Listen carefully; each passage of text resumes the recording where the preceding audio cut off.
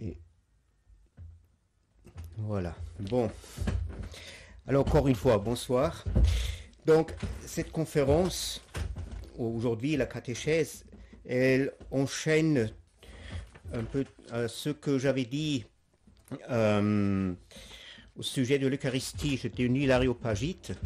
Il y avait une personne, c'est-à-dire c'est Kylian, qui avait posé une question, simplement une question de compréhension. Peut-être que vous l'avez lu sur le canal Telegram. Il avait demandé ce que j'entendais par mon expression que j'utilisais plusieurs fois au cours de cette conférence, le corps éonique, l'éon, hein, voilà le fameux mot grec éon. Et qu'est-ce que ça voudrait dire? Donc je me suis mis un peu à répondre par écrit, et cet écrit-là a évolué. Et finalement, j'ai pris l'occasion de exposer ici assez librement quelques idées fondamentales dont je pense la présentation va vous faciliter ce que je dis d'ordinaire. Donc, ce que je vais entreprendre aujourd'hui, c'est de déterminer un peu le cadre de mes exposés. Comme je vous dis, le texte que je suis en train d'écrire, il a bien évolué. Donc je ne pense pas qu'on va terminer aujourd'hui. Je prévois encore une autre session pour terminer. Ce que je vais faire aujourd'hui, c'est justement de répondre plus précisément à la question qu'avait posée Kylian, qu'est-ce que ça veut dire le corps éonique du Christ, en même temps en faisant la référence, ou le lien, pardon, en faisant le lien avec justement la vision eucharistique que j'ai trouvée Saint-Denis l'Aréopagite. Je pense que c'est très utile, cet exposé. La prochaine fois, je vais me concentrer sur un problème, disons, dérivé de mon exposé d'aujourd'hui, où je vais répondre un peu on peut dire, l'histoire autour de l'arbre de la connaissance. J'ai trouvé là un autre accès, une autre interprétation, si vous voulez, une exégèse, une autre approche, faut-il dire, à cet épisode. Je crois que vous intéresserez. Donc aujourd'hui, ce que je vais faire, d'abord expliquer ce que veut dire cette expression éonique, dans quel contexte il faut la comprendre, et ensuite aussi les implications de cette notion. Pour commencer, pour trouver, donc, c'est pas une exégèse mot à mot d'un texte. Je vais donner bien sûr des références scripturaires. Pour trouver une entrée, je vous demande simplement un peu de patience comme d'habitude, puisque à mon avis, mon exposé va s'éclaircir. Hein. Peut-être au départ, je suis un peu abstrait, mais j'espère bien que à la suite, vous trouverez bien, vous allez saisir au moins l'essentiel de ce que je vais dire. Donc pour commencer, je commence par une citation que je trouvais chez le prophète Jérémie, 17e chapitre, verset 9. Selon la Septante, j'ai vu que dans les versions hébreux actuelles, c'est tout un autre texte. Je le laisse à côté. Hein. Même la question comment ça a pu arriver à une telle différence de texte. On peut peut-être trouver là des explications, ça ne m'intéresse pas maintenant. Moi, je me base simplement sur la version de la Septante. Et là, il est dit, peut-être d'abord en grec, Vasti ekasia parapan que anthropos estin que tis gnosete afton. C'est-à-dire, le cœur est profond plus que toute autre chose, et c'est l'homme, ou un homme, et qui le connaîtra. Voilà. Donc, demandons pour trouver une entrée dans notre exposé, qu'est-ce que ça veut dire cette profondeur du cœur dont parle ici Jérémie? Malgré au départ, maintenant mon exposé vous semblez peut-être s'éloigner assez assez fortement du texte initial. Je vous demande simplement un peu de suivre avec une certaine patience, vous allez voir. On peut dire que cette profondeur dont parle Jérémie, qu'il associe avec le cœur et l'homme en même temps, se produit parce qu'il y a ce qu'on pourrait dire, dans certains écrits, qu'il y a une pensée qui sort, on peut dire maintenant tout simplement de Dieu, avant qu'il soit quelque chose, et qui, tout en sortant seulement, devient une pensée, et qui, en devenant pensée et en sortant, puisque ces deux processus coïncident, ouvre une profondeur dans laquelle il peut se plonger et dans laquelle, ou la pensée, pardon, dans laquelle elle peut se plonger et dans laquelle cette pensée se fonde. C'est-à-dire, d'une certaine manière, coïncide la profondeur et la pensée qu'il ouvre pour lui-même. On peut dire maintenant, puisque la pensée se fonde dans cette profondeur, que cette profondeur, d'une certaine manière, est rendue enceinte, si on reprend l'image aussi à ce courant, que cette pensée agit comme une semence, donc elle fécondise cette profondeur.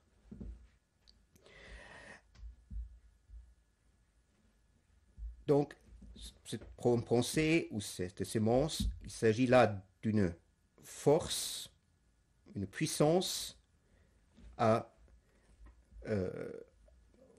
fécondiser la profondeur dans laquelle il se fonde et qui en même temps, par sa pérégrination dans la profondeur, par cet acte, on peut dire, de se fonder, de se fondre, pardon, de se fondre, de se plonger dans la profondeur, il prend une certaine mesure, il mesure cette profondeur, il se mesure, on peut dire, lui-même.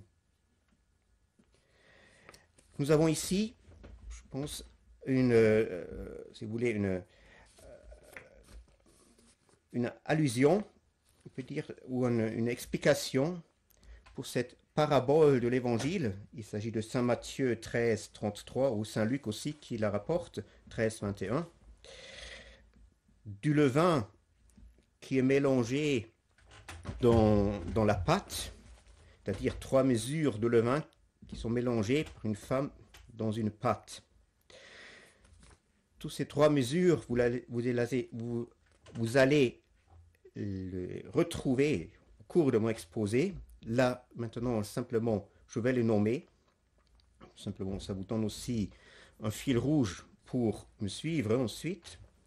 D'abord, première mesure, l'image du Logos. Ensuite, sa corporisation dans ce qu'on appelle l'éon, ou la corporisation éonique. Et ensuite, troisièmement, la récapitulation de tout cela dans la créature ou par la créature. Donc, cette parabole que vous connaissez bien, je pense, qui justement doit, selon les paroles du Seigneur, décrire, ou veut décrire ce qu'est le royaume des dieux, ou le royaume des cieux. Donc, tel que nous insinue cette parabole, si on prend le levain, sens de la pensée plonger justement et se fondre dans la profondeur, nous pouvons donc conclure que la profondeur n'est pas un creux, un vide creux, mais qu'elle possède, si on peut dire, sans rentrer là maintenant dans le détail, je peux vous mentionner un livre, malheureusement il est en allemand, qui en traite un peu plus abondamment. Elle a je veux mentionner ce livre en dessous de l'enregistrement dans du vidéo YouTube. Hein, vous trouverez la référence. Elle possède donc, on peut dire, une essence, un être primordial, qui est coextensif justement à la profondeur, et c'est-à-dire aussi coextensif à la pensée. Si l'on veut, on peut nommer cela l'ourlet, hein, l'ourlet de la pensée. C'est ça aussi que, à mon avis, ça aussi simplement parenthèse, veut dire Plotin lorsqu'il parle de la matière comme une limite vers le néant. Hein, et ainsi aussi, cette essence ou cet être primordial forme une sorte de limite vers le néant par lequel, par cette ourlet, par cette essence primordiale, pérégrine justement la pensée du logos. On a ici, dans ce mouvement de la pensée, affaire à la pérégrination du logos dans ce mode d'être kénotique, dans la kénose. Donc, cette pensée rend féconde, ou rend enceinte, justement, cette matérialité, si vous voulez, cette essence éonique. Et de cette manière-là, cette pensée engendre des formes de la pérégrination kénotique du logos.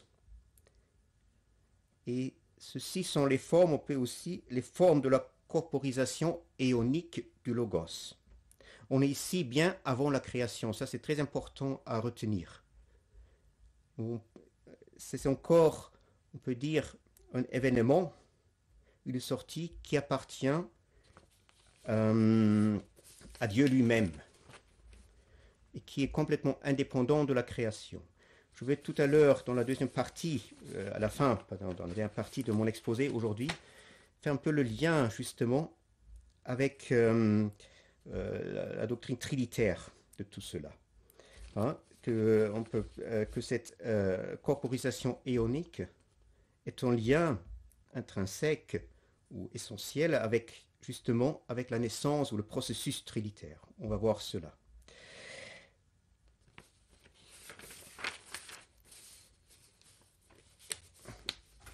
C'est-à-dire le logos qui sort sous la forme de sa propre pensée dans cette profondeur qui s'avère d'être ou obtenir, on peut dire, une sorte de primatérialité.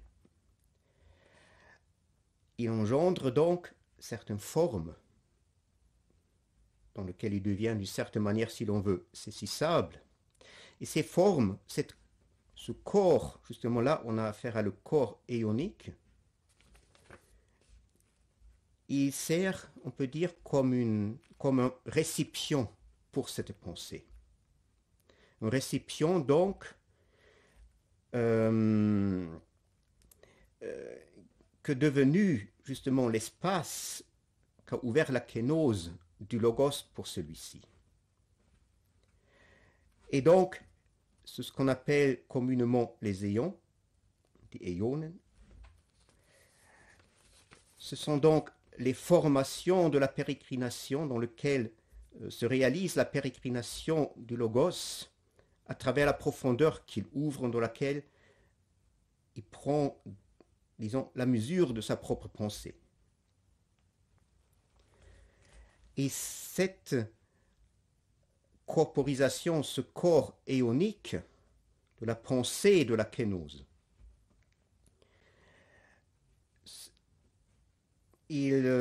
comment dirais-je, il donne, on peut dire, un eidos, une sorte d'image, justement, du logos dans sa kénose. Pour vous rendre un peu plus facile peut-être la compréhension, une sorte d'image. Déjà, j'ai parlé en image, mais peut-être encore une image un peu plus parlante. C'est-à-dire, on a ici à faire une pensée ou une semence qui procède de quelque chose qui n'est plus nommable, qu'on ne peut plus nommer, on ne peut plus parler. Et justement, cette sortie, surgence de la pensée ou de la semence provoque un espace qui s'élargit, et qui s'élargit de plus en plus que s'éloigne, on peut dire, cette pensée. Ou on peut dire aussi de plus en plus, le plus profond que tombe la semence.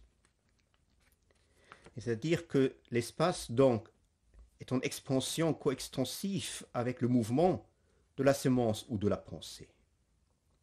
Et en même temps, cette semence se fonde dans l'espace comme dans la terre. Elle est absorbée par l'espace.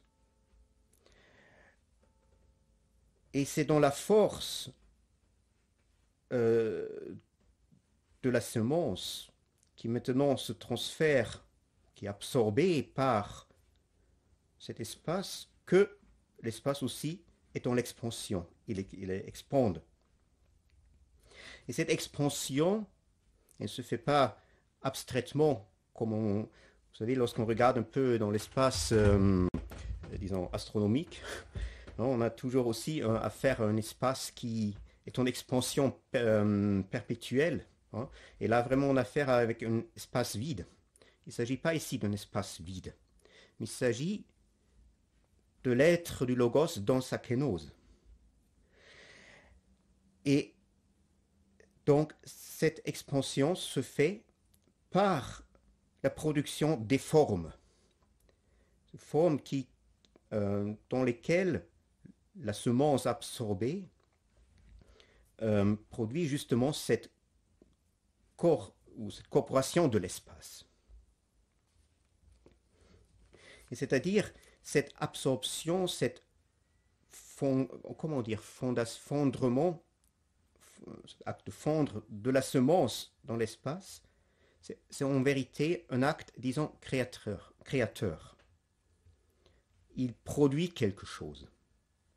Il produit, c'est-à-dire il engendre et donne naissance à des formes dans lesquelles cette pensée se donne un corps. Maintenant se pose la question, cette expansion de cet espace, ou ce corps, on peut dire, animé par la semence absorbée, jusqu'à où va cette expansion? On peut bien sûr dire jusqu'à ce que cet mouvement initial de la semence trouve sa fin. Et ça, je vais reprendre cela tout à l'heure plus en détail. De lui-même, le mouvement de la semence ou de la pensée ne peut pas s'arrêter. La semence de la pensée doit tomber ou rencontrer quelque chose qui lui met une fin. C'est-à-dire, elle a besoin d'une résistance. Une résistance donc qui met fin à ce parcours, à cette pérégrination du logos, de la pensée du logos, la semence, tout en générant toujours cet corps éonique. Et donc, cette résistance qui met fin à son mouvement, elle est voulue par le logos qui s'anéantit, qui s'extériorise dans sa pensée. Et donc, cet arrêt du mouvement de la pensée, de cette évolution perpétuelle, cette expansion perpétuelle du corps éonique, elle est accomplie par la résistance. Et l'arrêt ne provient pas par le logos ou par la pensée. La pensée elle-même ne peut pas s'arrêter. C'est-à-dire, par le fait que cette résistance, comme je vous dis, je vous renvoie à ce qui va encore suivre, ça va encore se préciser, cette résistance qui arrête le cours de cette, ou la course, pardon, qui arrête la course de cette pensée, fait que la pensée du logos, elle perd d'une certaine manière sa vie qu'elle a dans le Léon, au profit de ceux qui lui mettent une fin. Et en même temps, cela signifie que la pensée dépose tous ceux qu'elle porte avec lui, c'est-à-dire toutes les formes qu'elle a produites pendant sa course, et même toute la force animatrice ou vivifiante de cette vie et de ce corps éonique. Donc, tout cela est déposé justement dans ceux qui met fin à la course, à ce sujet qui met fin à la course.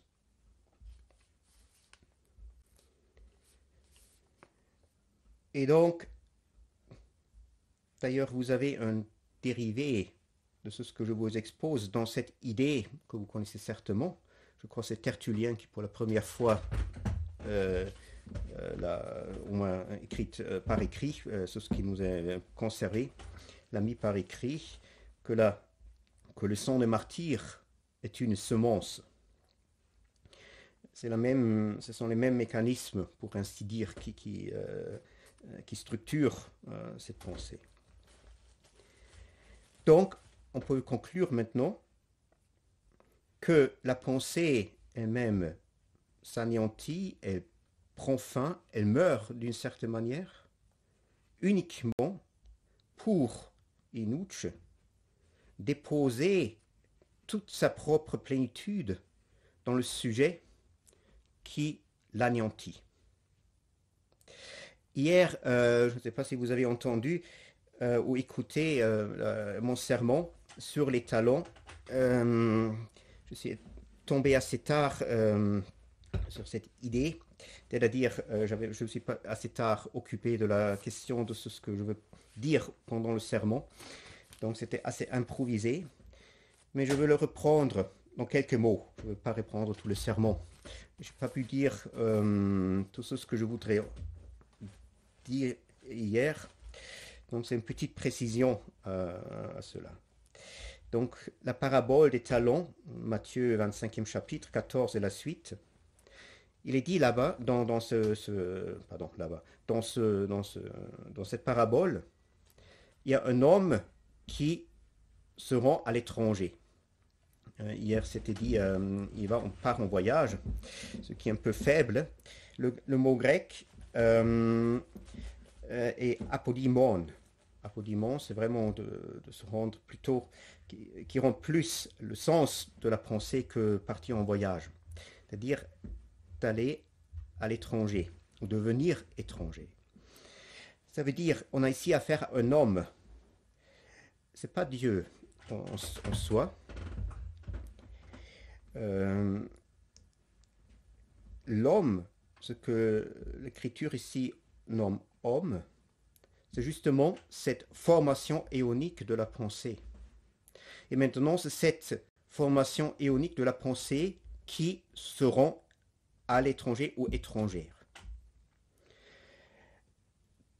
Et si on ne fait pas allusion à la sortie de la pensée de ceux qui précèdent, de ceux du Dieu qu'on ne peut plus nommer, hein, pour ainsi dire, pour ceux qui précèdent même la divinité, mais on peut dire aliénation du logos, la pensée du logos, de son être éonique.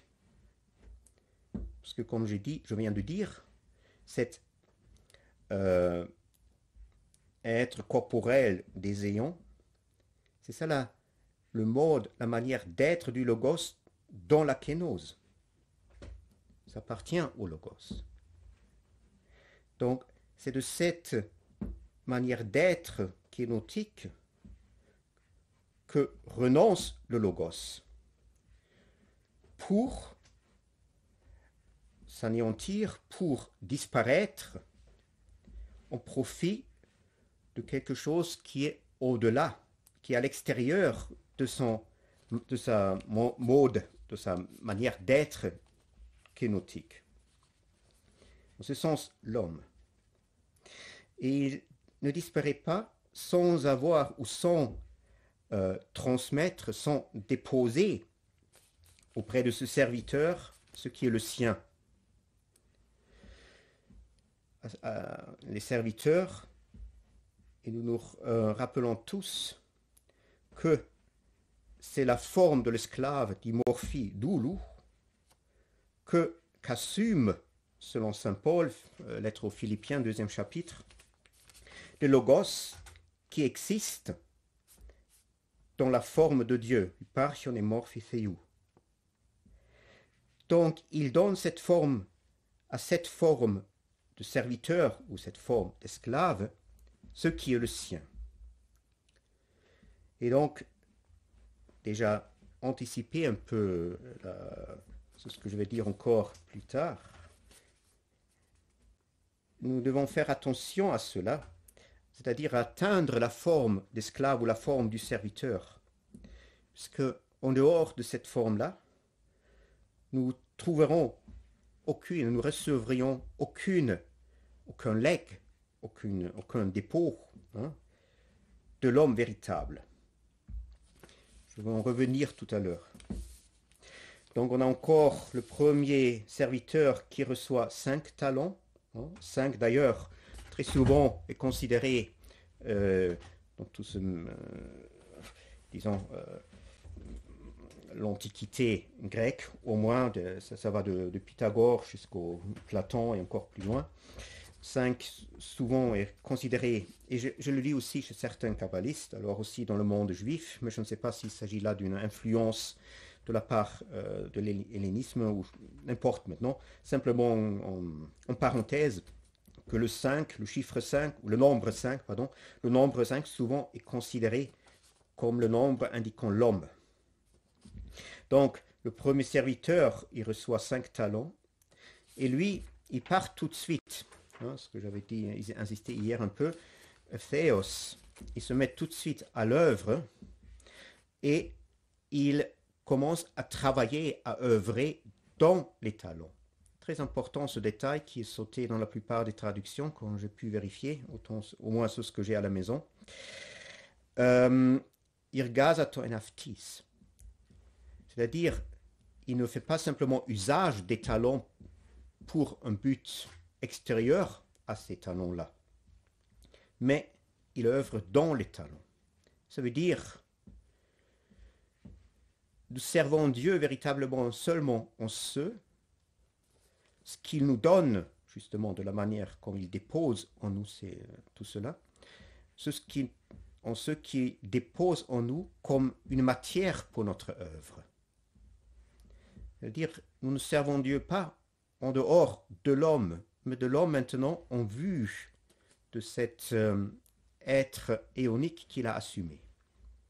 C'est-à-dire, nous ne servons pas Dieu en dehors de cette essence éonique ou de sa corporisation éonique.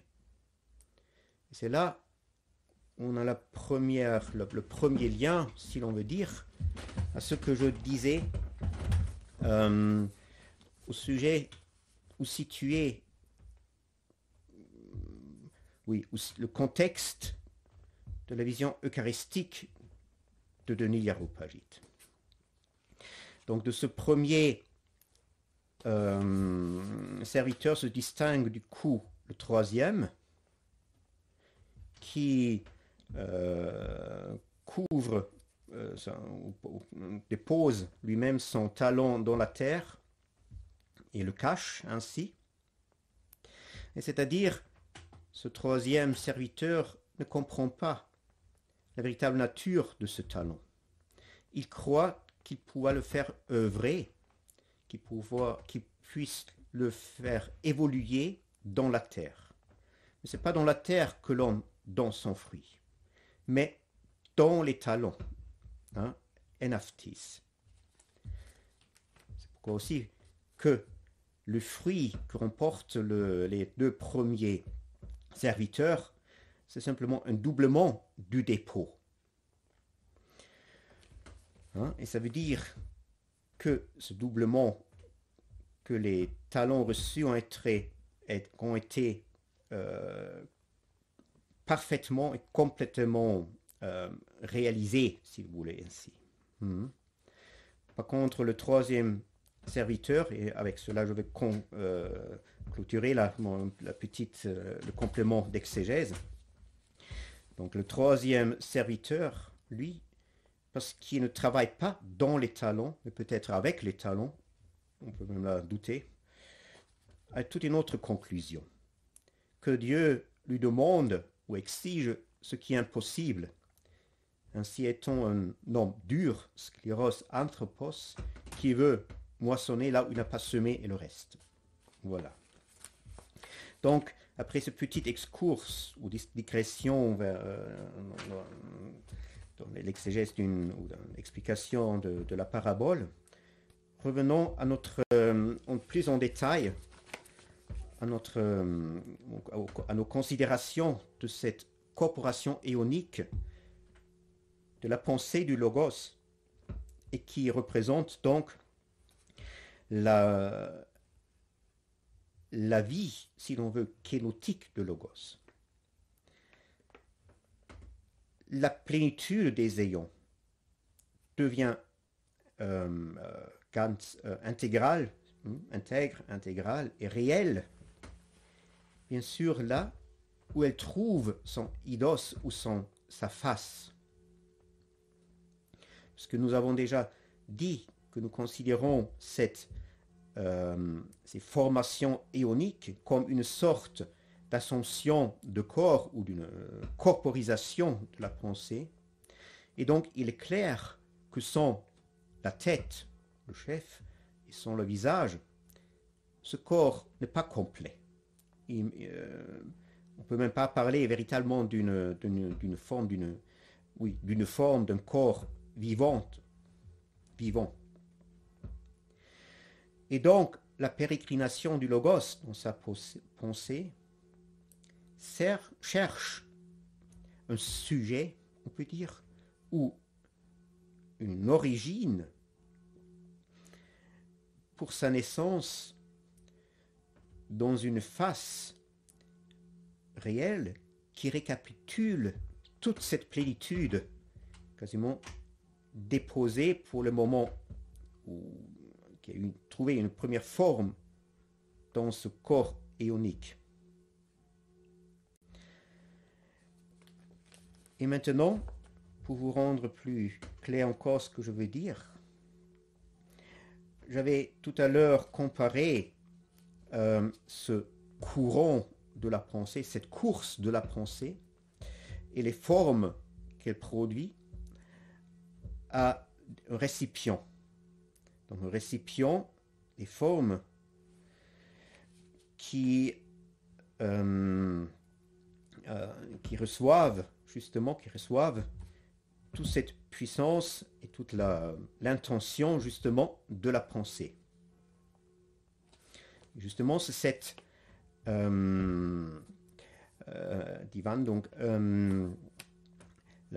l'extérieur justement du récipient qui donne à cette course de la pensée une forme où elle devient reconnaissable, visible si vous voulez, de certaine manière.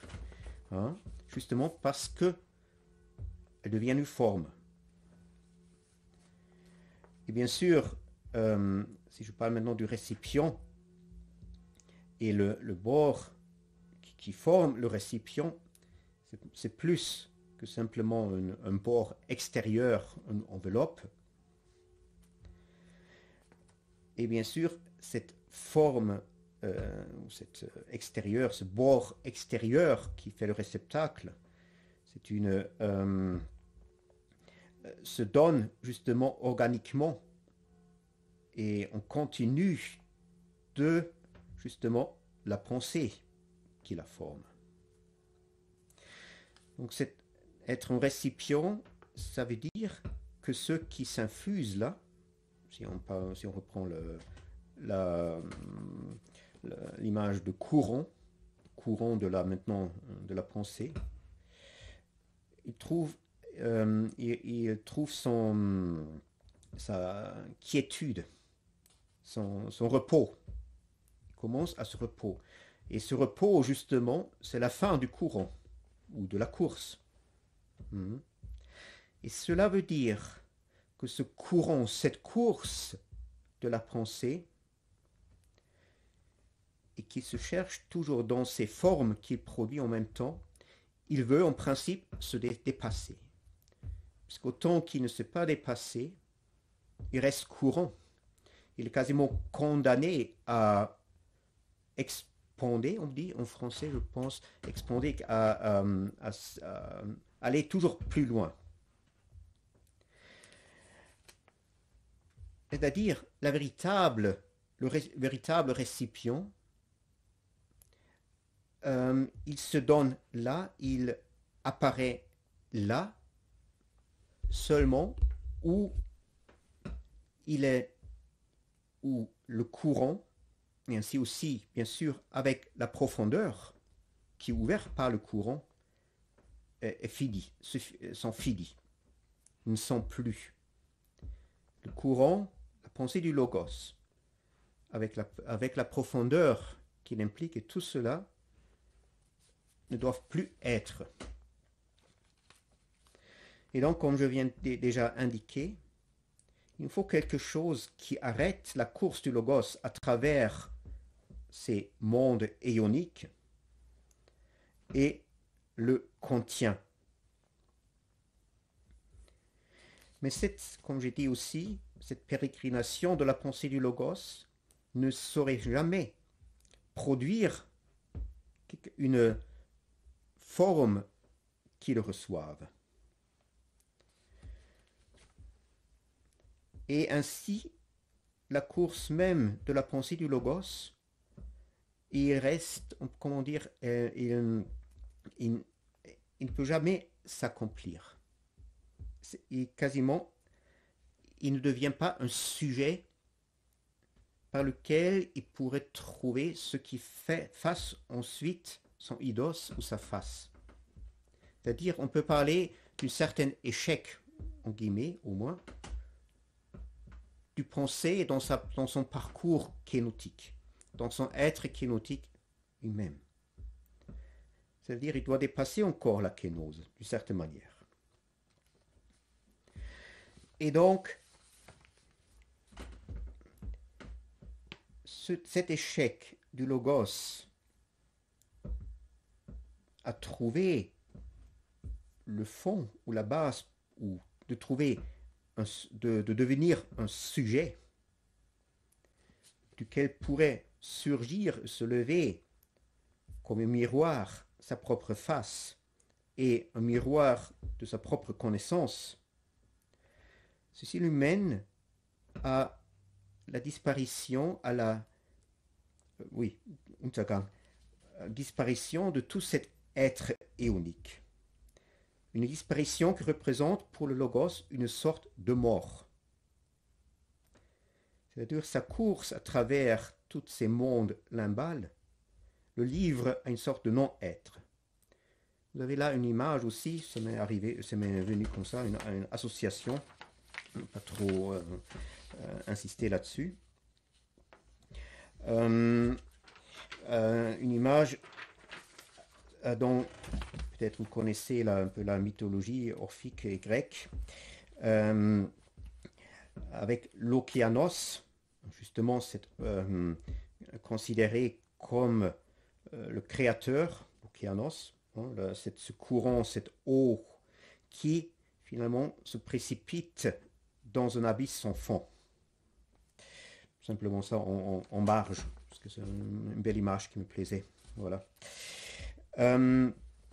C'est-à-dire, cette course du logos le livre à un non-être où se brise justement toute sa course et brise justement toutes les formes éoniques et les récipients qu'il avait formés pendant sa course. toutes ces formes éoniques se brisent.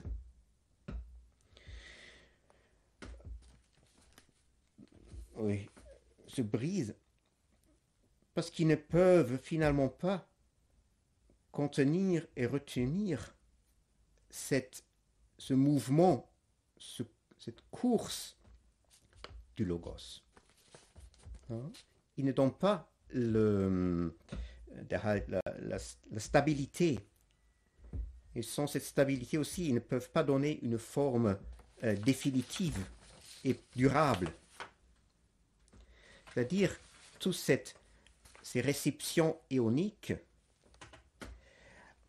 brisent, et c'est ainsi que le logos, ou cette course de la pensée du logos, se verse dans un au-delà de lui-même, qui n'est plus justement son être, sa vie kénotique. Et comme j'ai dit tout à l'heure, j'ai déjà fait allusion à cela, cet être éonique de la pensée du logos ne peut disparaître ou mourir, si vous voulez, être absorbé uniquement là où quelque chose, quelqu'un, un sujet, s'oppose à elle. C'est-à-dire, cette disparition de cette course signifie l'évocation de quelque chose qui, pour lui-même,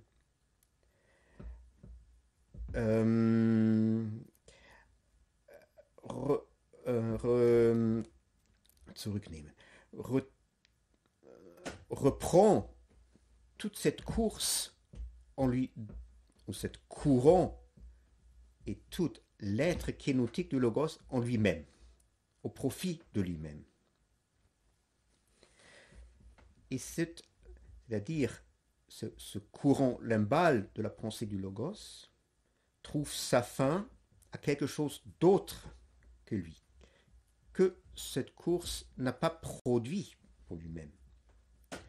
Mais cet autre donc apparaît comme la fine pointe de la kénose, parce qu'il reprend toute cette essence pléromatique de la pérégrination ionique du logos en lui-même et le fixe là-dedans. Une fixation, c'est très important. Et ça veut dire que le logos laisse accomplir justement sa disparition, il se laisse quasiment tuer par l'autre, qui devenir donc le sujet de la disparition, ou du brisement, comme si on reprend l'image du brisement des récipients. Parce que donc sujet de la disparition ou du brisement, parce que c'est lui, ce sujet-là, qui accomplit donc par lui-même et en lui-même justement cette disparition, ce meurtre, si l'on veut, un peu emphatique, du logos en lui-même et par lui-même, c'est-à-dire la pérégrination du logos. Hein, c'est à distinguer, je vais revenir là tout à l'heure, du logos dans la Trinité. Et en même temps, donc reprenant toute cette course du logos en lui-même, en se posant par cet acte lui-même, il crée ce que j'appelais, en reprenant là une formulation qu'a forgé mon maître, il crée cette anhypostasie de la pensée du logos et de tout cet être éonique du logos. Anhypostasie, ça veut dire quasiment il n'a plus une existence, une existence actuelle, en acte. Donc, dès le départ, toute cette pérégrination de la pensée du logos à travers les éons, les formes de sa corporisation dans la kénose, elle est projetée en vue de cette subjectiva, de cette subjectivation, qui fait briser toute cette course de la pensée en lui, sur lui, et ainsi fait que cette course se dépasse, quasiment, la course du Logos se dépasse elle-même en trouvant sa fin. Et par cette fin, donc, cette corporisation, ce corps éonique du Logos est mis dans cet état, si l'on veut dire ainsi, d'anhypostasie. Et c'est ça que, dans certains textes gnostiques, là j'ai cité simplement ce qu'on nomme l'évangile de Philippe, c'est ça, cette anhypostasie qui est nommée dans ce texte, deuxième codex de Nag Hammadi, troisième écrit, donc l'évangile de Philippe, Echmot, ou la petite Sophie qui connaît la mort. Hein? C'est-à-dire le sujet de ces Gefäßlichkeit, de ce récipient brisé, de ce brisement, est fondamentalement lié ou référé à sur l'anhypostasie.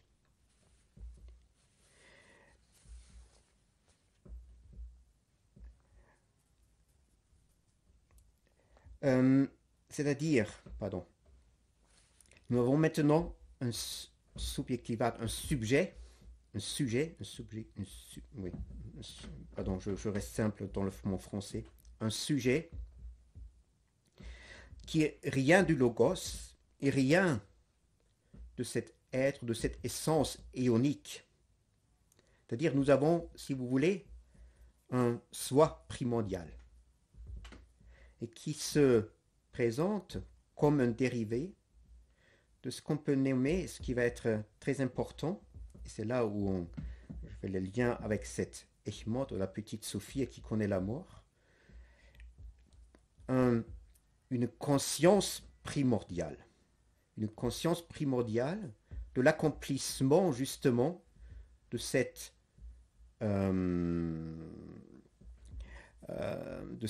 anéantissement du logos.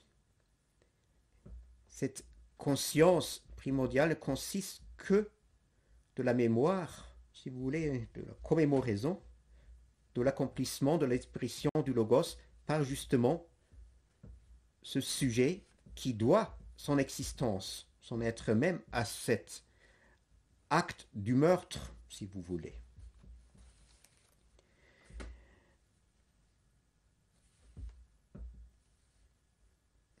Et ce souvenir, cette mémoire de ce devoir au brisement, à disparition de cet être éonique, et dans son, on peut dire, le fait de l'avoir repris en lui-même, et ainsi de devenir un soi, c'est ça qui fait le lien quand même, le seul lien qui reste avec l'anhypostasie, qui, comme tel, ne peut pas paraître comme une image de la pensée. C'est-à-dire, l'anhypostasie n'apparaît que dans la forme que dans le souvenir, dans la forme du souvenir, de la mémoire, à cet accomplissement de l'accomplissement d'avoir fait disparaître l'essence éonique.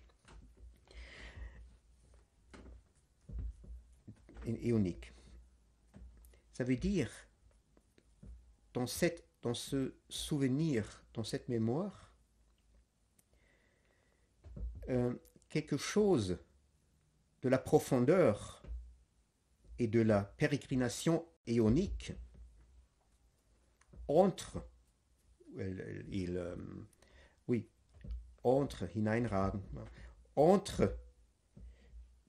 dans ce, on peut dire, néant du soi, qui s'est justement constitué par cette disparition active, disons, causée justement de la pérégrination du logos par le soi.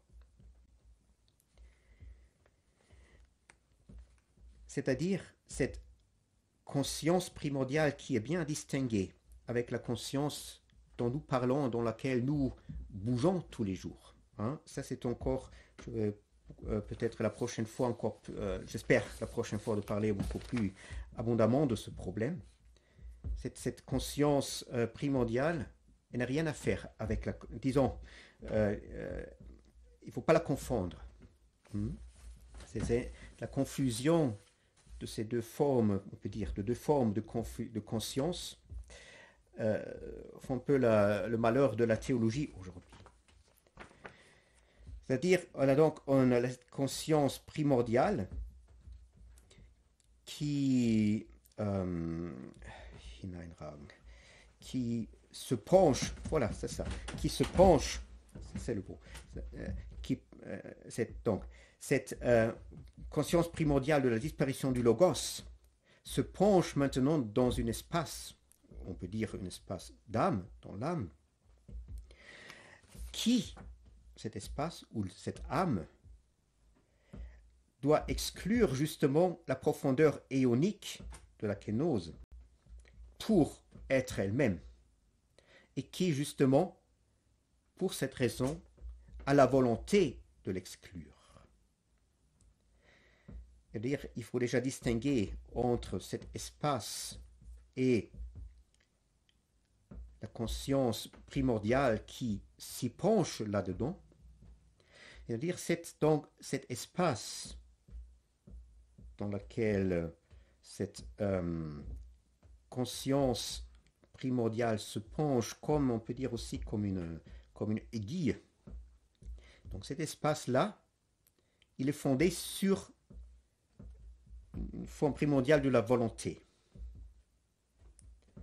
Et nous trouvons dans le geste de la disparition, qui cause la disparition de la pérégrination du logos, de la reprise dans le soi.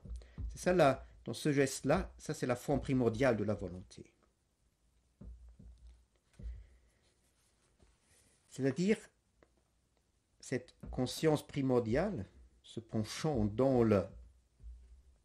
cet espace de l'âme, elle apporte quelque chose d'essentiel dans cet espace, donc, qui exclut la profondeur de la pérégrination du logos. Et ce moment essentiel, il est essentiel justement à la pensée du logos, et c'est pourquoi il doit être récupéré à tout prix. Et justement, ce qu'elle y dépose par le fait de se pencher à l'intérieur de cet espace, ce moment essentiel, c'est ça, c'est l'anipostasie de cette pérégrination ionique du logos. Et c'est ainsi que dans la forme, dans cette conscience primordiale, c'est là où le logos disparu a quasiment fait un legs, laissé un legs, une diathèque, un dépôt, a mis en dépôt, ou laissé en héritage, d'abord l'héritage plutôt, lorsqu'on commence à récupérer ce qui est mis en dépôt, en diathèque. Donc on peut utiliser ici les deux mots diathèque et cléronomia, tel qu'il occure dans l'écriture. Donc c'est ce dépôt de la part du logos dans le sujet, il se trouve en forme de l'anipostasie dans la conscience primordiale, ce que j'appelle ici la conscience primordiale. Donc, comme je viens d'indiquer, que j'égale ici avec ce qu'on trouve dans les textes gnostiques avec la Echmot ou la petite Sophia qui connaît la mort. D'ailleurs, je devrais ici faire beaucoup plus de références à certains textes gnostiques que je n'ai pas fait. Hein, c'est simple, disons explicitement. Hein. Ceux qui connaissent un peu, ils vont reconnaître. C'est-à-dire, donc, comme je viens de dire, pour répéter encore une fois, pour que ce soit clair, c'est un point important. Cette conscience primordiale de l'accomplissement, de l'anéantissement du logos, de sa pérégrination, contient justement une forme de l'anipostasie qu'on ne peut pas imaginer. Elle n'a pas une forme positive, mais contient ce que le logos a mis en dépôt. Parce qu'il a voulu, justement, comme je viens de dire aussi, il a voulu être anéanti puisque cela est une condition incontournable pour sa naissance, pour sa renaissance, si on veut dire, en face, et pour achever accomplir sa corporisation dans la tête.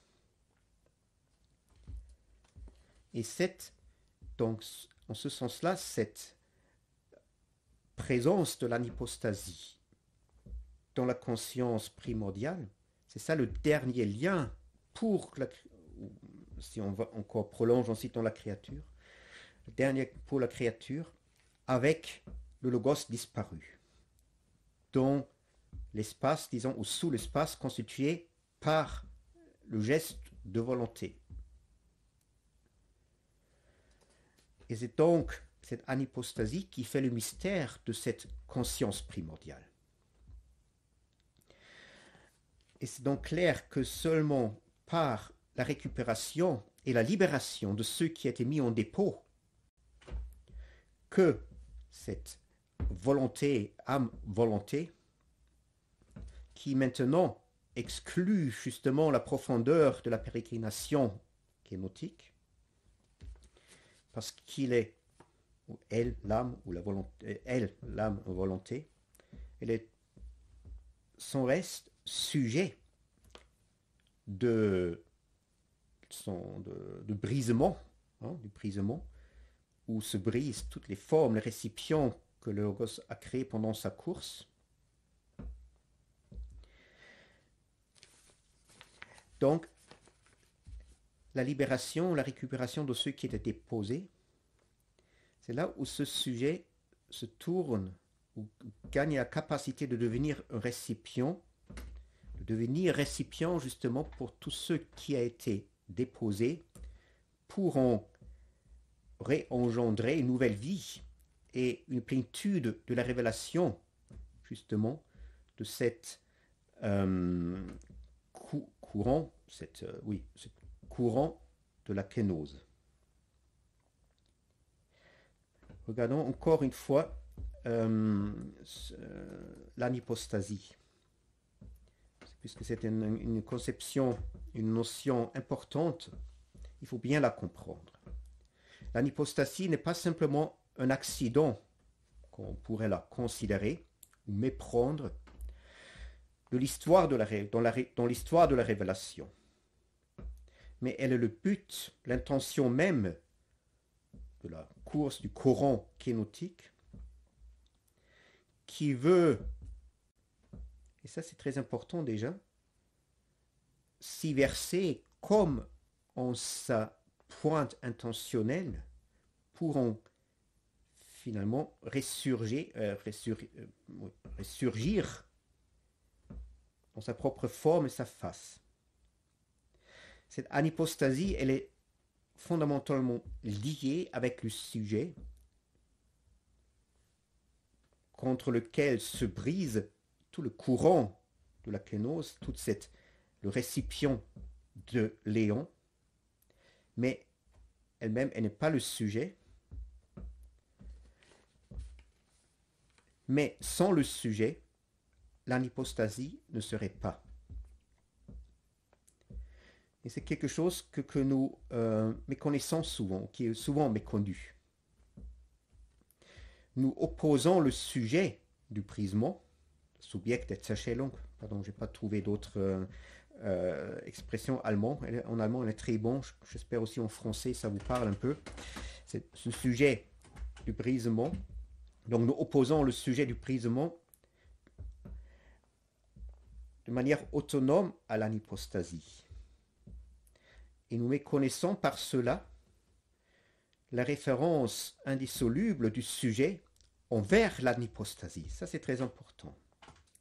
Parce que le sujet ne trouve son être et son identité véritable uniquement lorsqu'il est transféré dans cette anipostasie. Puisque cela veut dire récupérer ce qui est remis en dépôt.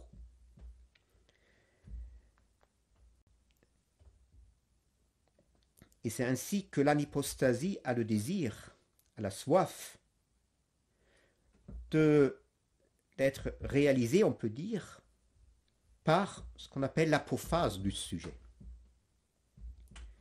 Et c'est ça, cette apophase qui caractérise la relation du sujet du brisement avec l'anipostasie. Donc, en parenthèse, l'apophase, lorsque je parle souvent de l'apophase, n'a vraiment rien à faire avec un exercice charnel et physique de renoncement, comme on le comprend très souvent, mais elle s'applique dans sa réalité, véritable réalité, qui ouvre les réalités divines, uniquement en vue de ce que j'appelais ici cette conscience primordiale. Et donc, comme je viens de dire, le sujet du brisement évolue par le logos anéanti, par le logos dans la kénose, mais, et cette condition, cette restriction, elle est importante, uniquement en vue de sa métathésis, de sa transposition dans l'anipostasie. Et cette transposition dans l'anipostasie, elle accomplit par et dans l'apophase. Donc l'apophase, on parle souvent surtout de nulliaropagite, etc. Il ne faut pas la penser comme étant portée par le sujet, comme c'est toujours le cas lorsqu'on lit, ou très souvent le cas, pardon, pas toujours, dans la pratique ascétique aujourd'hui ou surtout dans la théologie de l'école, mais il faut la comprendre de l'anipostasie. La plénitude de cette corporisation éonique, de ce courant d'éon, ne peut se verser dans l'anipostasie comme sa fine pointe que si l'anipostasie est devenue réalité par et dans l'apophasie.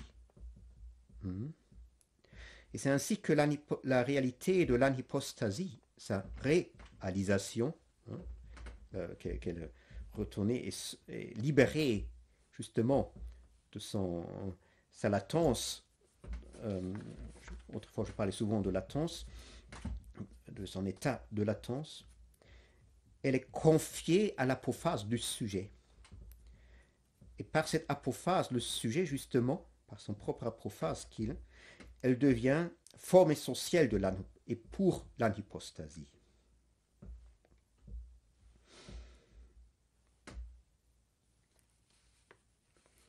Donc, j'espère que cela un peu éclaircit ce que je veux dire par anipostasie,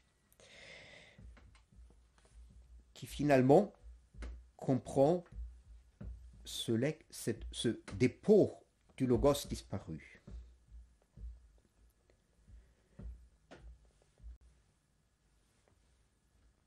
Parce qu'il a, maintenant, ça va faire par cela on va passer dans notre sujet, parce qu'il nous a mis en dépôt, le logos en train de disparaître, étant disparu, il a mis en dépôt par et dans l'anipostasie, justement, cette forme essentielle à réaliser par le sujet de l'apophase, qui accomplit la prophase. Et c'est donc cette forme essentielle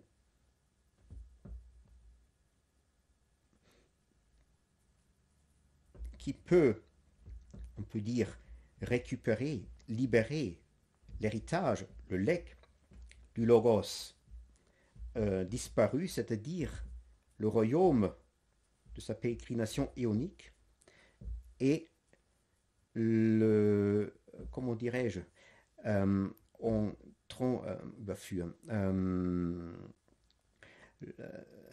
faire, pardon, et le, là je bute une traduction dans l'allemand simple, il manque le mot, je suis désolé. Et il peut, je reste littéral, je m'excuse, et peut le transférer dans le processus de l'ovogénèse, c'est-à-dire que tout cet héritage, tout ce dépôt que le logos a laissé, maintenant par le sujet devenu forme essentielle pour l'anipostasie, devient un processus de génération, d'engendrement et génération. Et là maintenant, nous commençons, j'espère, un peu comprendre quel est l'homme que Jérémie, le prophète que j'avais cité au départ, tout au début de mon exposé, décrit comme un cœur plus profond que tout. Et bien sûr que l'homme ici, chez Jérémie, ne signifie pas la créature terrestre psychologique, mais est lié essentiellement avec le royaume du Fils, c'est-à-dire avec la création éonique du Logos. Ça veut dire la pérégrination du Logos, elle est projetée en vue de son élévation, de sa libération, de l'anipostasie, pour devenir la structure éonique de l'âme. Regardons ça un peu de plus près.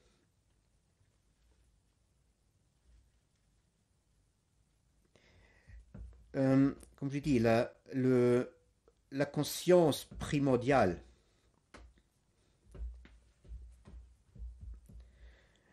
de marquée par l'anipostasie, c'est-à-dire aussi marquée par la mémoire, justement, de la disparition de toute cette être éonique du Logos, qui est maintenant mis dans un état d'anipostatique. Cette conscience primordiale lie, on peut dire, cette anipostasie comme une structure, si l'on veut, génétique dans le sujet vers lequel se penche, ou dans lequel se penche justement cette conscience primordiale. Donc une structure génétique en vue de l'évolution, développement, ou de la naissance de la forme de la révélation. Elle relie donc cette structure génétique dans le sujet du brisement. Et c'est ainsi que ce sujet du brisement, en même temps relié dans l'histoire de la pérégrination éonique. Et ça aussi, c'est un point qui est assez important à comprendre. Nous disons souvent que nous avons part, que nous prenons part à l'histoire de la révélation,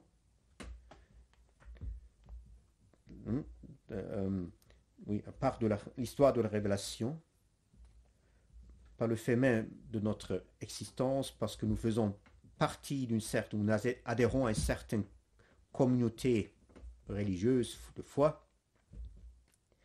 Mais il faut bien comprendre que nous faisons part de l'histoire de la révélation, qui est l'histoire justement de la pérégrination éonique du Logos, grâce à cette conscience primordiale qui porte l'empreinte de l'anipostasie.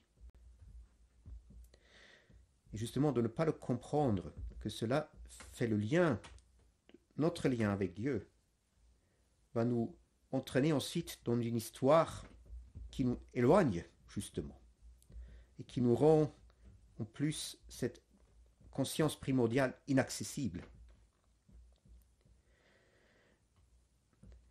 Nous avons déjà fait allusion au fait que la volonté, disons la volonté du pouvoir, pour reprendre un peu cette formulation géniale de Nietzsche,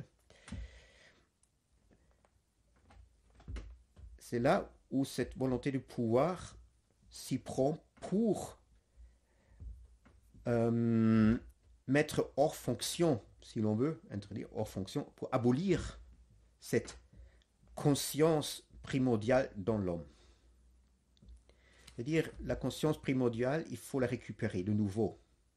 Nous ne pouvons pas penser qu'elle est simplement un peu couverte, repose un peu de manière couverte dans des strates plus profondes de notre vie intérieure, de notre vie d'âme, et serait là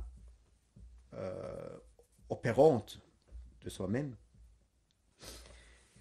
Hein? Mais il faut l'apophase qui réveille cette conscience ou la puissance de cette conscience. Nous revenons à cela encore plus tard. Mais ça veut dire que l'anipostasie de l'image du logos dans la conscience primordiale doit devenir la structure éonique de l'âme, et c'est là selon l'intention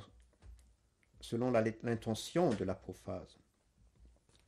Et c'est cette structure éonique de l'âme qui porte et dirige cette évolution du corps de la révélation jusqu'à la maturité de la naissance.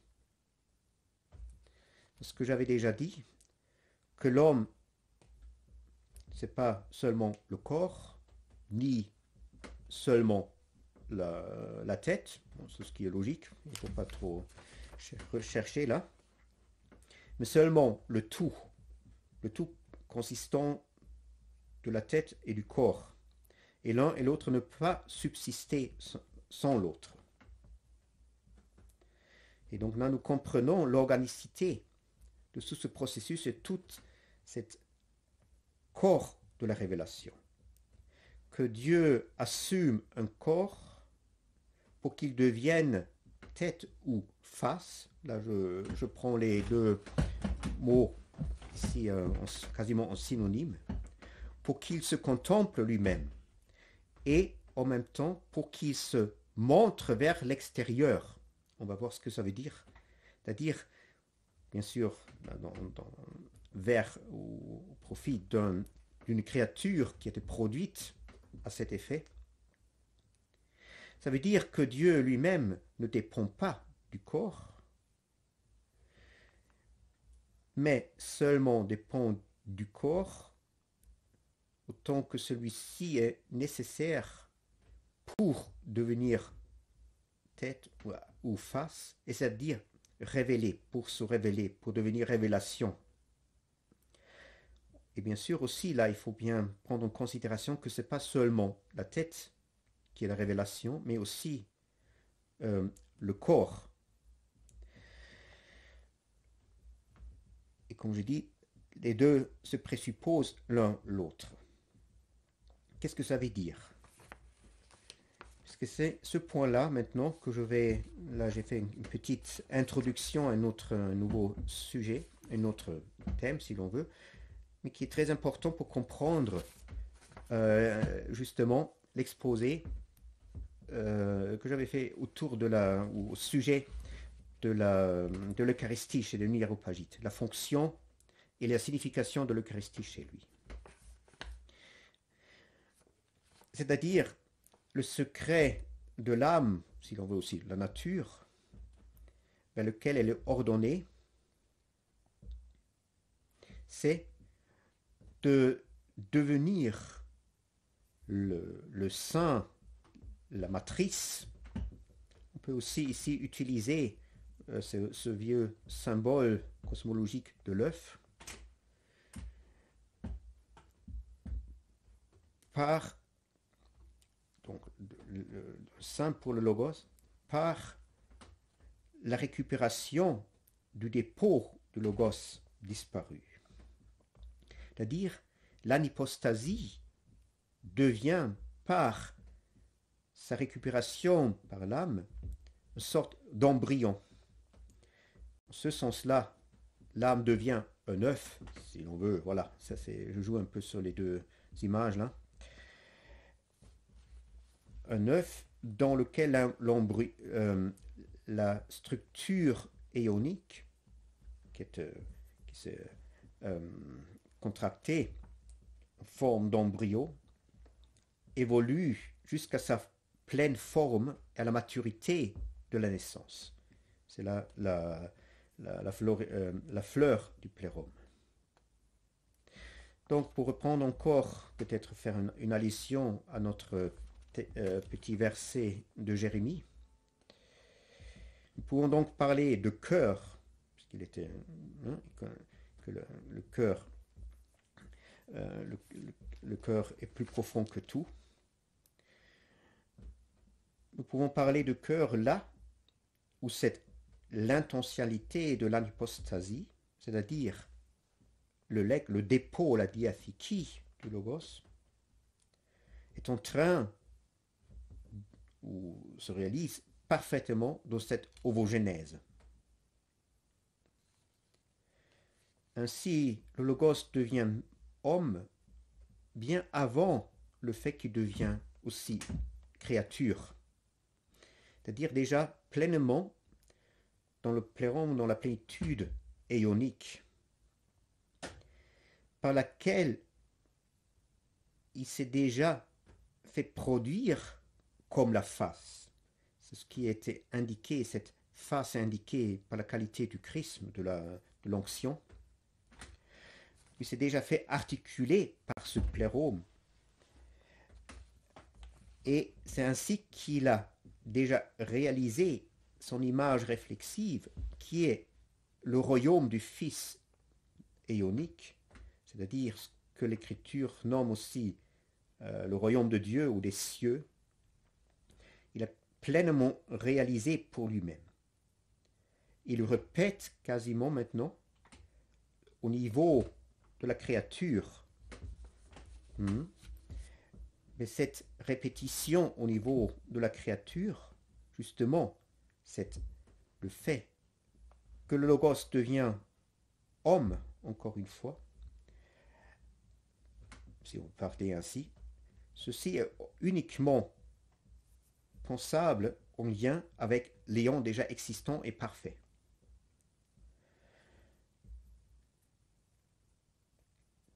Donc dans tous les deux cas, dans la naissance de l'image éonique, c'est-à-dire le royaume des cieux proprement dit, ainsi que la naissance de ce royaume dans la forme d'une créature qui n'est pas identique, mais une récapitulation.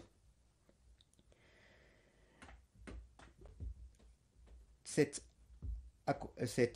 formation de la tête ou de la face, dans laquelle se récapitule et se rend visible toute cette forme éonique, elle doit passer par, comme j'ai dit, l'anipostasie. Cet achèvement, cet accomplissement dépend justement, là je reprends ce que j'ai déjà dit, du relèvement, de la récupération du dépôt qu'a laissé la pérégrination de Logos venue à sa fin. Sa révélation donc a une face qui miroite le Logos, et dans laquelle, dans cette face, Logos se reconnaît en même temps comme dans sa pérégrination éonique,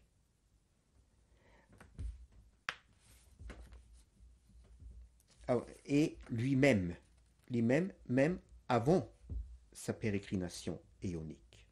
Ça, c'est très important, qui va maintenant jouer pour la suite. Et cette production de la face signifie justement que le logos s'engendre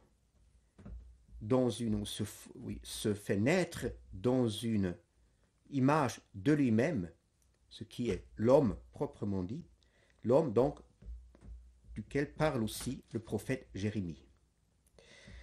Peut-être encore une petite encadrement scripturaire, c'est à cela que nous référons les paroles du psalmiste. Il s'agit du psaume 41, 8.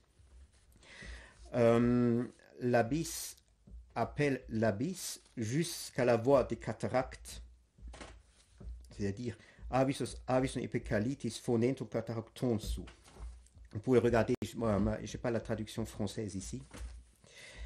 C'est-à-dire, l'abysse appelle l'abysse vers ou jusqu'à la voix des cataractes, c'est-à-dire à ceux que les cataractes, ce courant du logos dans la kénose, devient une voix qui devient audible, laut werden, c'est-à-dire le courant du logos anéanti ou dans la kénose appelle la profondeur pour que ces cataractes, les mondes de sa pérégrination éonique, deviennent une phonine, une voix, une voix,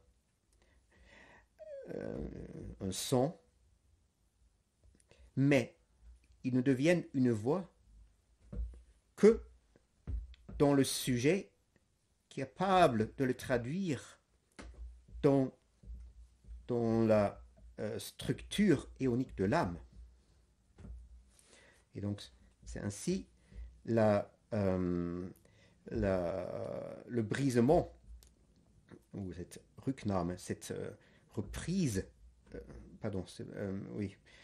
ce brisement de l'essence limbale du courant de la kénose, qui est indiqué par les vagues et les flots qui passent au-dessus de lui et qui le font submerger. Donc, retournons à notre texte. J'aimerais bien terminer aujourd'hui la première partie. Les éons, donc, sont, je le nomme le royaume du Fils.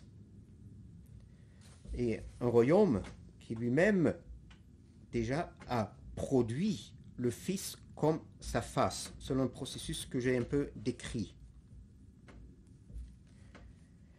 Et maintenant, c'est aussi que maintenant une chose qui faut faire bien attention, cet engendrement de la tête, de la face, ne signifie pas seulement l'accomplissement du tout des éons, mais en même temps la réintégration du logos dans le processus trinitaire, par laquelle, par cette réintégration, la Trinité prend corps, c'est-à-dire se revêt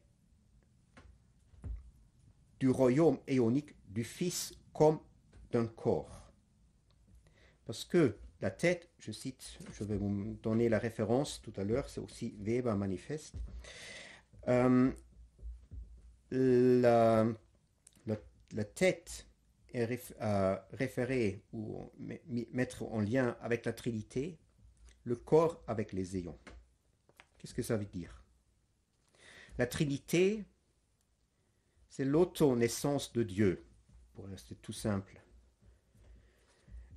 qui, en s'introduisant dans le processus trinitaire, sort déjà d'une certaine manière de lui-même, parce qu'il entre, en s'introduisant dans le processus trinitaire, dans un être de sa naissance.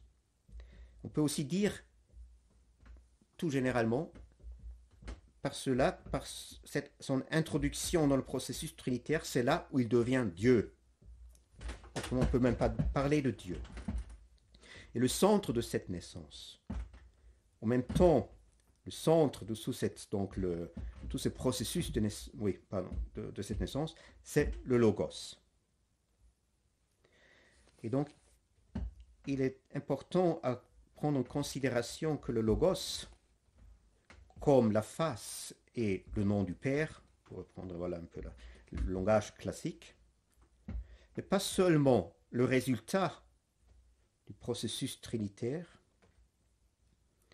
mais comme tel aussi, il est le paradigme pour le fait que la divinité s'introduit dans la nature. Elle devient nature, naturwerk donc. Il est donc aussi le paradigme pour cette ovogenèse éonique par laquelle Dieu d'abord devient révélé, devient manifeste pour lui-même, en même temps qu'il aussi projette cette manifestation dans un deuxième pas, dans la création. Et c'est pourquoi aussi nous ne pouvons pas comprendre la création sans prendre en considération le processus trinitaire, ni d'une manière métaphysique, ni scientifique, hein, parce que la science aujourd'hui aussi, elle n'apporte pas trop pour la compréhension de la nature, sauf au niveau fonctionnel. Hein. Autrement, elle travaille avec la surprise esthétique, avec des photos magnifiques, etc. Hein. Mais elle ne donne pas une connaissance réelle de la nature. Parce que pour cela, parce que cette connaissance n'est que possible en lien avec possible seulement en vue justement de cet accomplissement d'une image reflétant le processus trinitaire. C'est-à-dire Dieu, c'est-à-dire le processus trinitaire se corporise en partant du logos, par le logos. Qu'est-ce que ça veut dire? Comment est-ce que nous allons comprendre cela?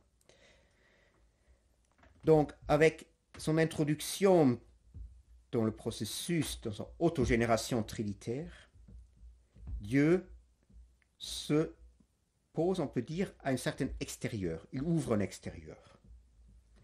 Il sort par cette naissance, comme nous avons déjà dit, de lui-même, de ce qu'il était là, voilà, c'est une manière de parler maintenant, de lui-même, en même temps qu'il entre dans un être, mais l'être, comme je viens de dire, de la naissance.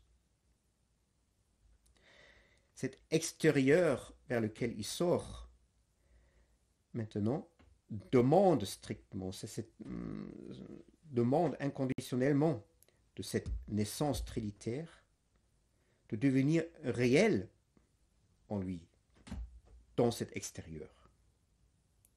Parce qu'il est la condition sine qua non pour l'être dans lequel ce processus trinitaire veut s'y donner naissance.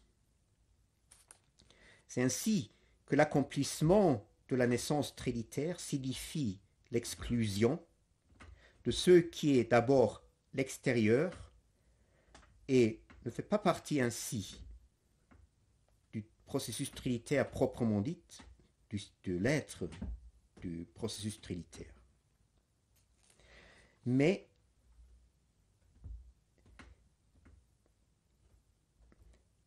il demande donc l'exclusion par le fait que cette naissance trinitaire se lève de cet extérieur en créant quasiment un intérieur, un intimum, comme dit par exemple Augustin, et en se refermant contre quelque chose qui passe par cet refermement est exclu, et crée quasiment une identité trinitaire, et en même temps, maintenant, Cette exclusion ne veut pas dire simplement un rejet, mais une abolition de l'extérieur en profit de ce qu'elle devient aussi intérieur. Qu'est-ce que ça veut dire? Le logos n'est pas simplement engendré à l'intérieur, mais en même temps il est récupéré de l'extérieur qui est posé avec cette naissance. La naissance trinitaire ne produit pas le logos seul à l'intérieur de Dieu, mais aussi à l'extérieur, dans lequel se pose nécessairement la naissance trinitaire de Dieu. Et dans cet extérieur, qui est simultané, si on peut parler ainsi, dans cet extérieur, la naissance trinitaire a lieu en forme de ce que je nommais ici ovogénèse, dont je parlais tout à l'heure. Mais cette ovogénèse, elle fait apparaître justement le processus trinitaire dans et avec son centre, le logos. C'est-à-dire, dans cet extérieur qui est embrassé, on peut dire, par l'ovogénèse, il ne s'agit pas là de fonder le processus trinitaire, mais pour son manifestation. C'est-à-dire, l'extérieur, c'est là, on peut dire, le côté apparent, qui aussi appartient toujours à l'être, ce côté apparent. Et c'est en ce sens-là que la face du logos regarde en deux directions en même temps, on peut dire. L'intérieur comme un miroir vers le Père, à l'extérieur, dans cet corps assumé, et va à l'extérieur vers cette automanifestation dans le corps qu'il a assumé. Et regardons encore un peu ce que je veux dire par récupération du logos. Wiedergewinnung auf Deutsch. C'est un peu plus beau, mais je n'ai pas de mot là en français, pas d'expression qui correspond véritablement. Donc la récupération du logos de cette primatérialité limbale qui était élevée au rang de la corporisation du logos même et de sa réintégration dans le processus trinitaire par lequel cette corporisation du logos, ce corps du logos, le royaume du logos, devient la corporisation même de la naissance trinitaire. Regardons cela encore. Parce qu'il n'est pas ainsi que le logos n'existerait plus lorsqu'il s'extériorise, lorsqu'il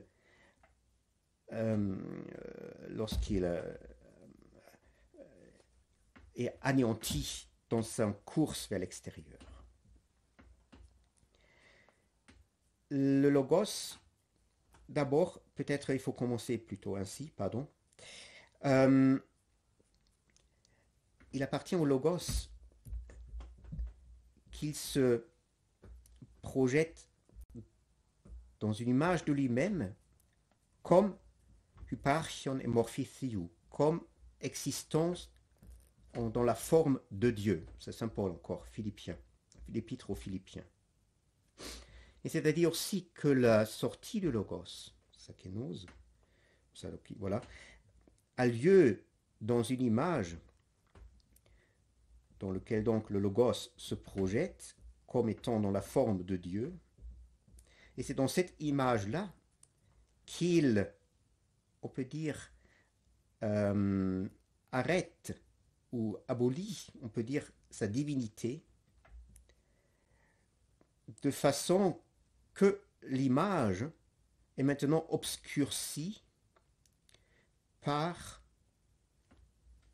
l'apparition de ce qui est en dehors du processus trinitaire. Parce que l'engendrement, comme je viens déjà de dire, comprend deux moments. L'engendrement du Logos par le Père, mais qui se produit, qui se fait à travers un extérieur nécessairement posé pour et par le processus trinitaire. Et ainsi, deuxièmement, la production de la face du Logos, ce qui est, dans le cas de la Trinité lui-même, simultané. On ne peut pas, bien sûr, là, je suis obligé de parler un peu comme il s'agirait d'une suite chronologique. Ce n'est pas le cas, c'est simultané. Et en même temps, donc, la production de la face du Logos, de l'extérieur, qui comprend cette ascension du corps du Logos, ce corps, avec l'intégration du Logos comme face, et cette face-là, maintenant, ça, c'est vraiment l'homme lui-même, hein, selon l'image qu'on est créé, on devrait être créé, comme face, donc, qui devient face même du processus trinitaire, et ainsi aussi corps, bien sûr, de la Trinité. Donc il ne suffit pas de parler de l'engendrement du Logos par le Père, si on ne parle pas aussi de l'acte du Fils ou du Logos, par lequel il donne une face à son autoconnaissance, comme égal au Père et de l'unité égale au Père, ce que Saint Paul veut dire avec cette expression partione morphitheu, et donc qui donne par cela aussi à lui-même une face, et qui en même temps, cette face, récapitule l'origine de l'ovogenèse du Logos dans l'extérieur.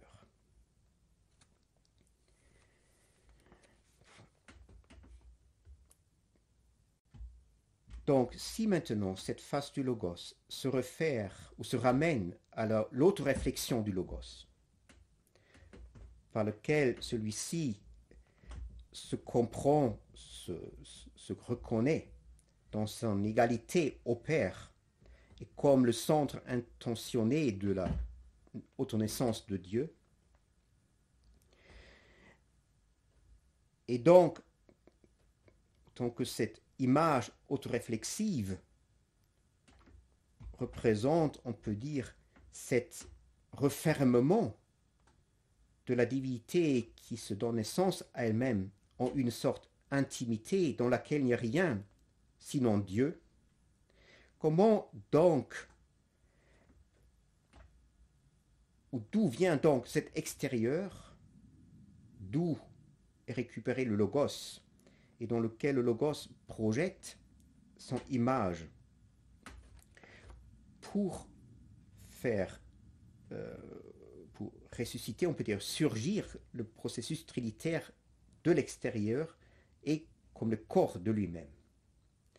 Autrement poser la question, qu'est-ce qui rend possible la kénose dans l'image autoréflexive du Logos comme étant hyparchion et morphitheu?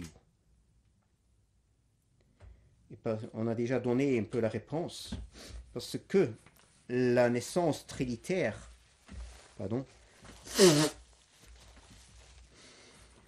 en vue de sa nature, donc en vue du fait que devient nature, doit débuter à quelque chose qui est extérieur à la divinité. Et ce fait-là signifie déjà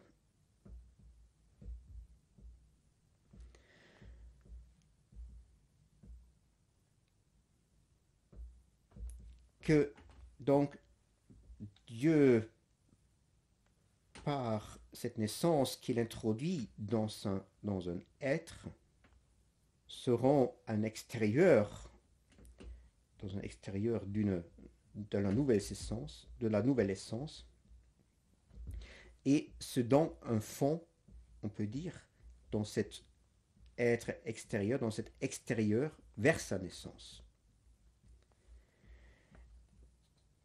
Et dans cet extérieur qui est un rien de Dieu,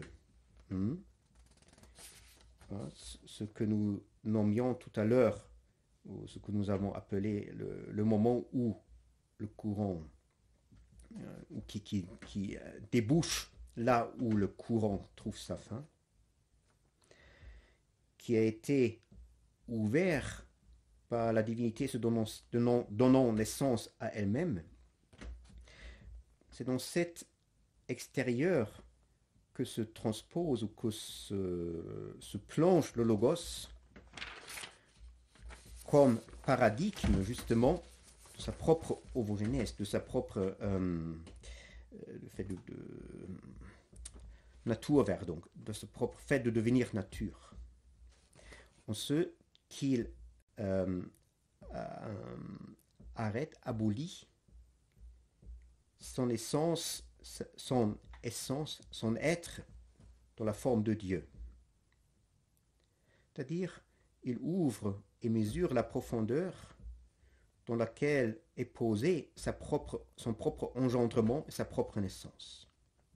C'est dans cette profondeur qui se transpose, et c'est-à-dire il répète, si l'on veut ainsi, lui-même ou son engendrement en dehors de cette profondeur, maintenant dans son image en vue d'un nouvel être dans lequel il pérégrine à travers cette profondeur et on prend la mesure, ce que nous nommions la pérégrination éonique du Logos, jusqu'à ce qu'il trouve en un point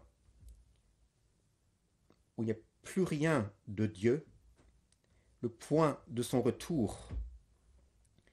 Parce que ce que je nommais tout à l'heure, la conscience primordiale, reconnaît en lui son propre origine. C'est de là où il remonte et prend ce qui est le sien. Saint Jean, premier chapitre. C'est-à-dire les mondes éoniques qui, eux, maintenant, le prononcent comme leur tête.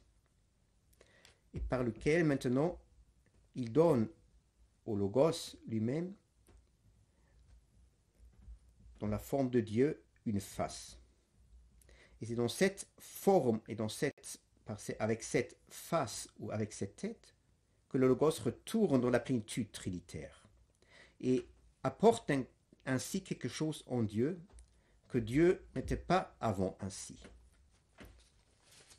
Nous avons le même processus dans l'ascension, dans l'œuvre du Christ.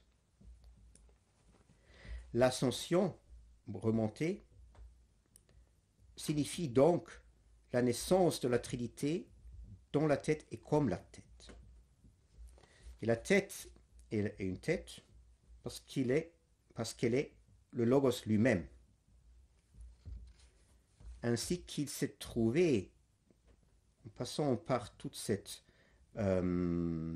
extase, si l'on veut, extasis dans la profondeur, dans laquelle se fonde son engendrement même,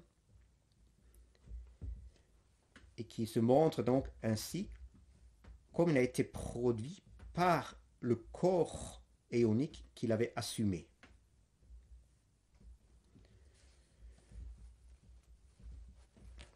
Et donc, cette tête produite par le royaume du Fils, et qui devient vraiment royaume du Fils au moment où il prononce la tête telle qu'elle, le chrisme.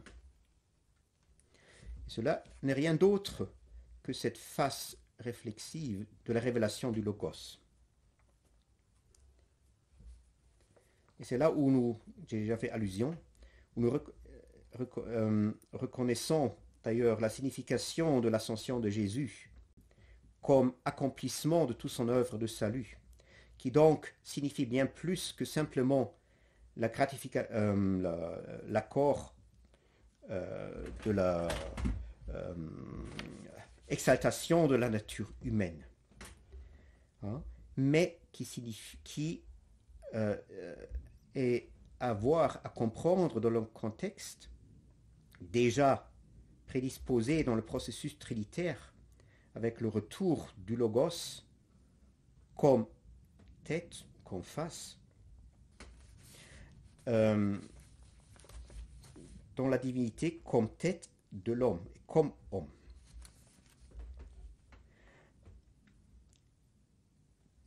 Peut-être ça, je n'ai pas...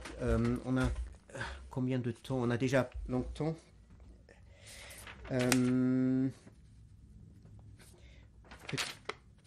Peut-être, ça je veux... non, encore peut-être 20 minutes et ensuite je m'arrête. Hein? Peut-être pour rendre un peu plus clair ce que je veux dire.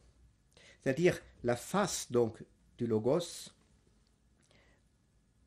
reflète finalement tout le processus trinitaire. Et nous avons, peut-être on peut encore citer là, à cet endroit-là, un verset du psalmiste, 44e, vous connaissez tous ce psaume, 44, deuxième verset. Exirek satukavi mouloron agathon, mon cœur a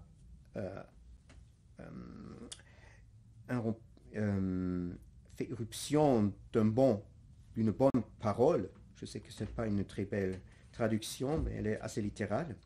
Exiref, gomé veut dire cracher, se pencher, s'épancher, se vider, faire irruption. C'est-à-dire, le cœur s'épanche dans une bonne parole. Bon, le mot bon, la bonté, comme agathos, comme je dis souvent, c'est bien plus que c'est simplement la bienfaisance ou ce qui nous est confortable, mais signifie, dans le contexte de l'écriture, toujours une réflexion essentielle de Dieu. C'est-à-dire une parole ici, dans laquelle se réalise la réflexion de l'essence divine vers la parole. Et pourquoi? Parce que cette réflexion est à la base même, au fond même du cœur. Et ne peut être prononcée par un cœur dans son sens propre parce que le cœur est devenu le médium ou le lieu de son engendrement.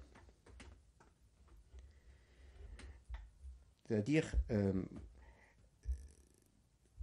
pardon, je commence à être un peu fatigué. Peut-être je devrais arrêter ici.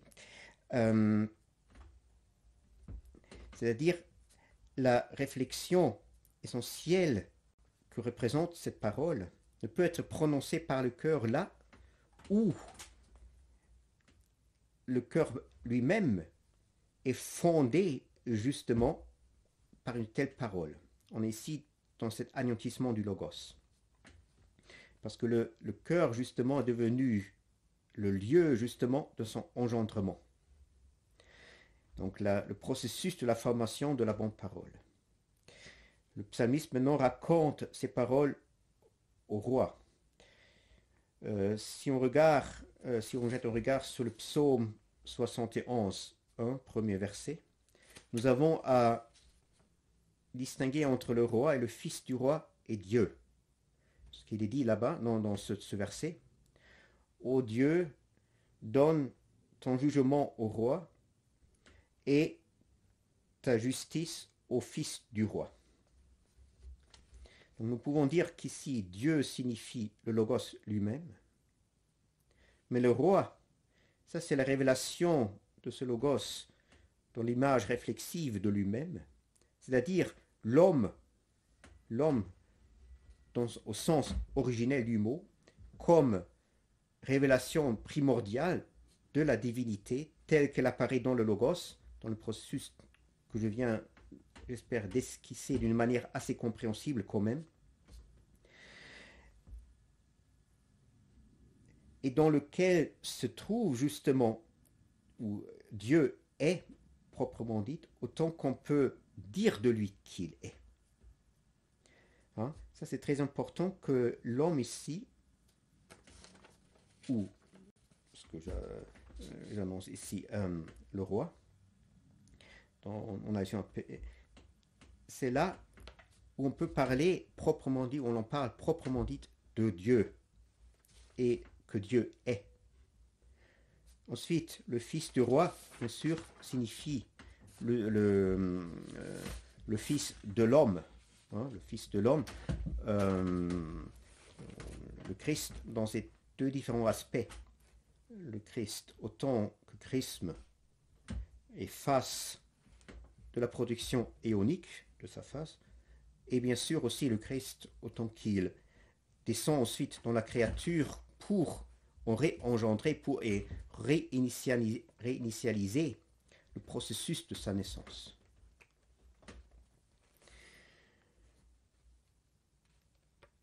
Peut-être on arrête ici, je ressens là un peu, je perds ma concentration.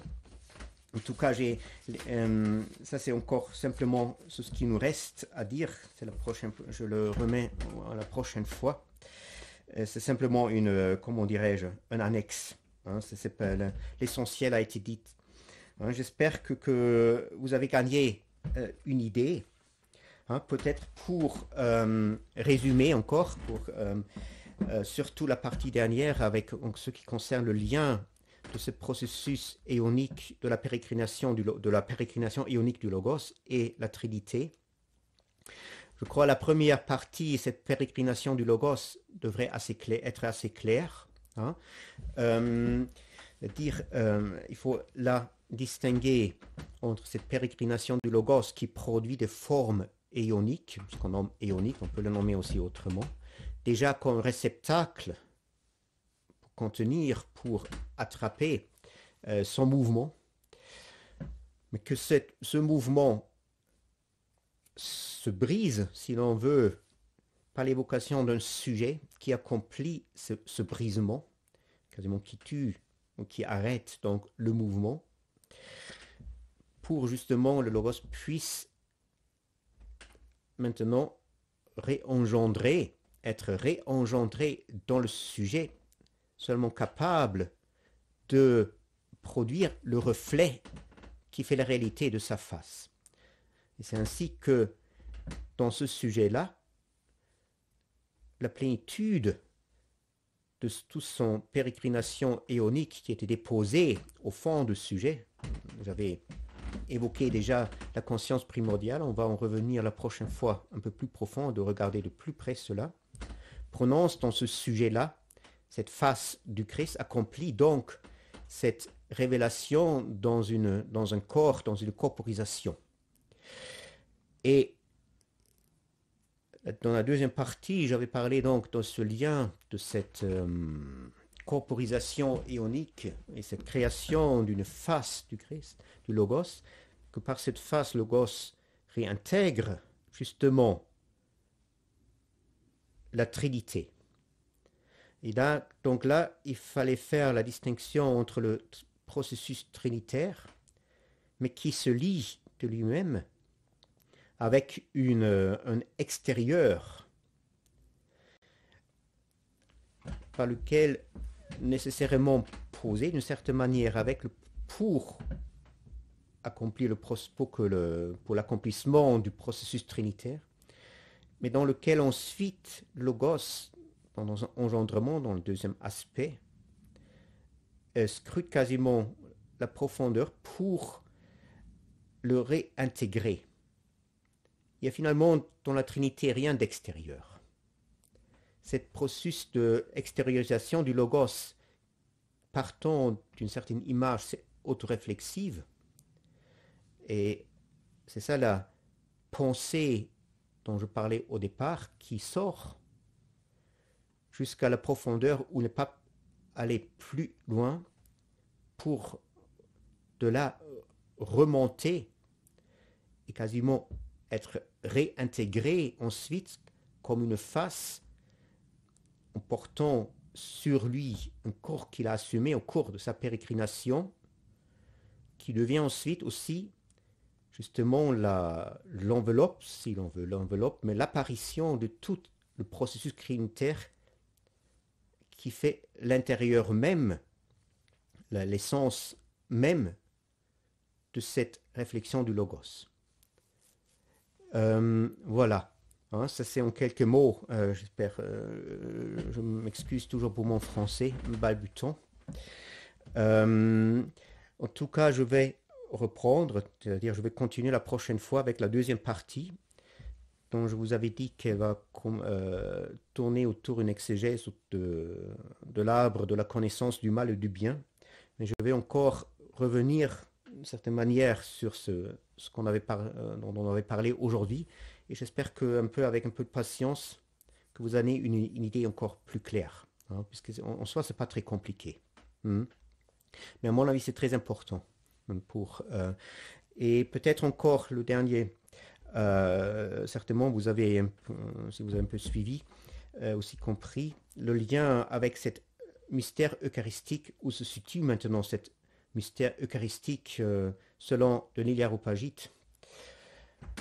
Non, j'avais dit aussi qu'il s'agit là pas de la transmission sacramentelle du salut du Christ aux fidèles qui n'ont pas autrement part à ce salut, mais essentiellement d'un engendrement d'une face du Christ par les participants au mystère à ce moment-là. Et donc là, vous pouvez facilement faire vous-même les analogies avec ce que je vous ai dit sur la pérégrination du Logos, d'abord dans son être éonique et ensuite dans son reflet aussi, ou dans son prolongement, récapitulation de tout cela dans la créature. Voilà. Et je crois que c'est avec ceci qu'on va terminer. Si vous avez encore des questions, vous pouvez bien sûr me le dire. Maintenant, je vais essayer de répondre. Vous pouvez aussi les écrire plus tard si vous en avez. Hein. Vous pouvez aussi dire si vous avez encore des problèmes de compréhension, que je reviens peut-être pour m'expliquer plus clairement la prochaine fois. La prochaine fois ne sera pas trop tard. Je ne vais pas trop m'attarder sur ce sujet. Voilà, je pense encore en février, d'ici peut-être la semaine prochaine ou une 2 semaines. On verra. Je vous le communique.